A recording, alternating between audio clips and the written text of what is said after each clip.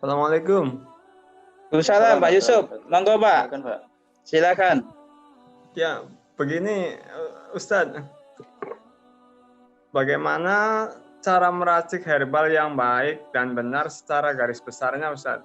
Kadang saya di rumah tuh suka bikin jamu, ya, tapi ya buat dijual ke tukang-tukang terapis kayak gitu tuh. Dan alhamdulillah satu dua itu ada yang manjur, ada yang kurang. Cuman saya belum paham secara garis besar yang baik dan benar itu seperti apa. Iya. Satu lagi ini Ustadz, bagaimana pula cara memasarkan produk herbal yang belum berizin POM karena masih terbentur biaya. Sedangkan produk-produk saya itu yang saya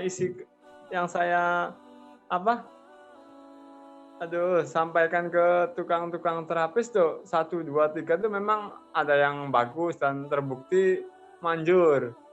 Cuman kadang-kadang dalam hati itu ada rasa khawatir karena itu tuh belum punya izin edar. Tapi kalau harus nunggu izin edar dulu kadang suka lama terus ya riweh tuh.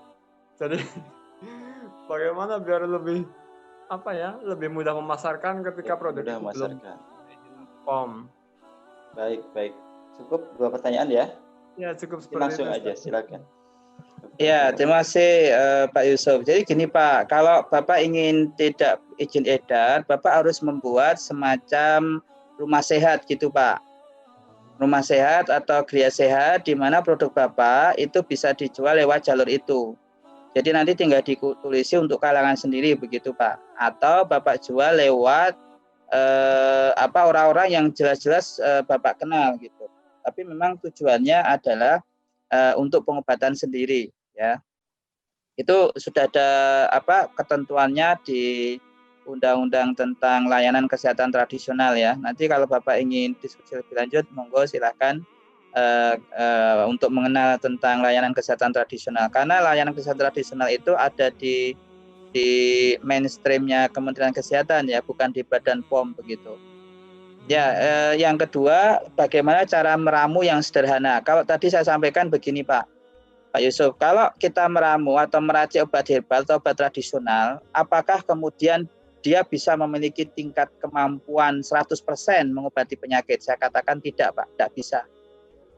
Bahkan obat kimia pun dalam satu studi itu hanya mampu tingkat khasiatnya itu hanya mencapai antara 70-80% saja. Artinya orang yang dikasih obat sama belum tentu memberikan efek khasiat yang sama. Itu yang dimaksud dengan dalam ilmu pengobatan modern disebut namanya farmakogenetik. Jadi setiap orang itu punya gen yang berbeda-beda untuk merespon obat tersebut. Nah, obat kimia saja seperti itu ya, apalagi obat tradisional gitu loh Pak. Jadi Bapak nggak usah minder atau istilahnya berkecil hati. Obat yang saya produksi kok kok nggak berkhasiat gitu. Kalau nggak berkhasiat itu ya tidak, tapi ada yang sebagian berkhasiat, ada yang tidak gitu loh. Nah, tinggal Bapak itu mempelajari banyak yang berkhasiat atau memberi khasiat atau tidak, seperti itu. Demikian Pak. Jadi polimorfisme atau struktur genetik setiap orang itu berbeda nanti dalam merespon obat, meskipun sama Bapak jualnya ke dia juga komposisinya sama, jumlah takaran dosisnya sama, tapi karena struktur genetik yang berbeda itu memberikan dampak yang berbeda. Itu pemahaman secara sains. Pemahaman kedua ya kita spiritualitas Pak, bahwa yang bisa menyembuhkan itu Allah, bukan obat itu. Jadi kalau sudah seperti itu ya kita harus yakin bahwa ketika suatu penyakit ya itu telah bertemu dengan obatnya ya sembuh biidznillah karena izin Allah, seperti itu. Itu Pak Yusuf, terima kasih Pak. Ya, syukron Pak Ustadz.